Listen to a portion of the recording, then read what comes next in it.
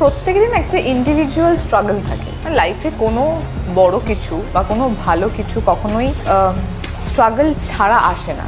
বাংলাদেশের নায়িকাদের মধ্যে ইদিকা পালি সেরা। শাকিব খানের সঙ্গে আরেকটি নতুন সিনেমায় চুক্তিবদ্ধ হওয়ার পর একই মন্তব্য করলেন কলকাতার জনপ্রিয় অভিনেত্রী ইদিকা পাল।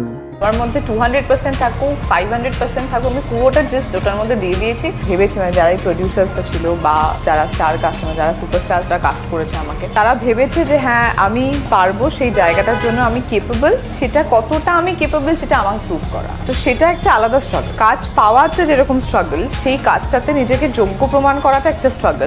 যে মন্তব্য শোনার পর দেশের অভিনেত্রীরা চরমভাবে ক্ষিপ্ত।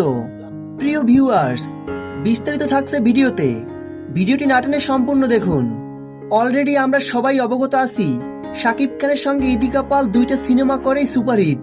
প্রিয়তমা এবং বরবাদের সাফল্যের পর আবারও নতুন সিনেমায় চুক্তিবদ্ধ হয়েছেন ইদিকা পাল। প্রিয়তমা ও বরবাদ সিনেমাটি দর্শক মহল থেকে ব্যাপক জনপ্রিয়তা পেয়েছে ইদিকা পাল। তবে এর পিছনে মূল চাবিকাঠি কিন্তু শাকিব খান। শাকিব খানকে ছাড়া যদি ইদিকা পাল অন্য কোনো নায়কের সাথে কাজ করত, তাহলে এতটা সফলতা তিনি পেতেন না। এই বিষয়টি সকলেই জানে। তবে বাংলাদেশের নির্মাতারা মনে করেন যার সাথে ছবি হিট হয় তার সঙ্গেই পরবর্তী সিনেমা করা উচিত। তবে আসলে এই বিষয়টি কতটা সত্যতা আছে?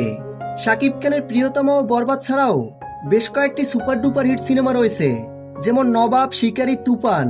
এছাড়াও বেশ কিছু ছবি রয়েছে, এগুলো ভুলে গেলে কিন্তু চলবে না।